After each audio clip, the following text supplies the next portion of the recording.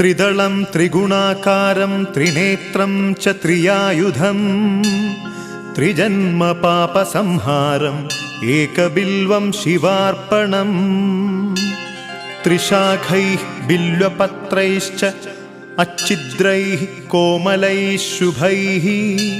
तव पूजां करिष्यामि एकबिल्वं शिवार्पणम् कोटिकन्या महादानं तिलपर्वतकोटयः